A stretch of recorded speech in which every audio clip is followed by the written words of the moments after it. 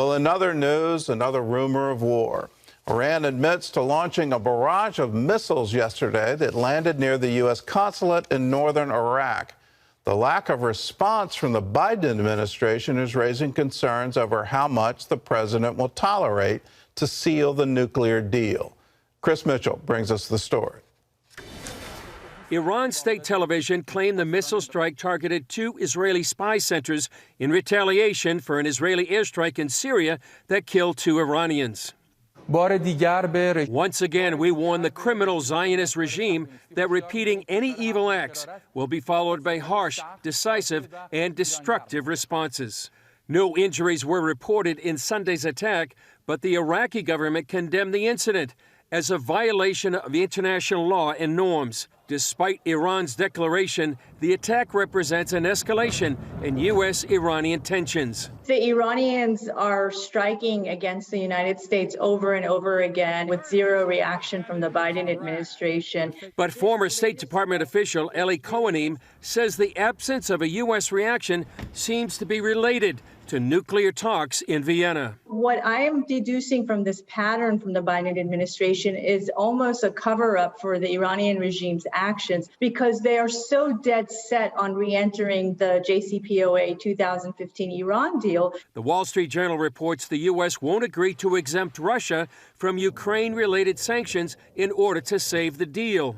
The revived deal would relieve sanctions against Iran, giving them billions of dollars that experts say could be funneled to terror groups. 3 years from now, it would remove restrictions, which would allow Iran to become a threshold nuclear state. It will have enough enriched uranium to create dozens and dozens of nuclear bombs, and it will have the ICBMs to deliver them to any place in the United States. That is unbelievable. It's not merely unacceptable. It endangers not only my country, Israel, but your country, the United States, and the entire world. One thing that history has shown us is that when genocidal dictators like Adolf Hitler, like the Ayatollah Ali Khamenei, when they say that they want to commit genocide against the Jews, we need to believe them. This week, Israelis and Jews around the world will celebrate the holiday of Purim from the Book of Esther. It tells the story of a wicked advisor to the Persian king who plotted to kill all the Jewish people. But instead, the plot was overturned and the Jewish people saved. As an Iranian Jew, the story of Purim is a dear one to my heart. And there are many organizations that are encouraging Americans to contact their members of Congress against the Iran deal. And so all of the Esthers out there, please do what you can. Chris Mitchell, CBN News, Jerusalem. When Iranian leaders say we want to wipe Israel off the map, I believe them. I really believe they want to do that.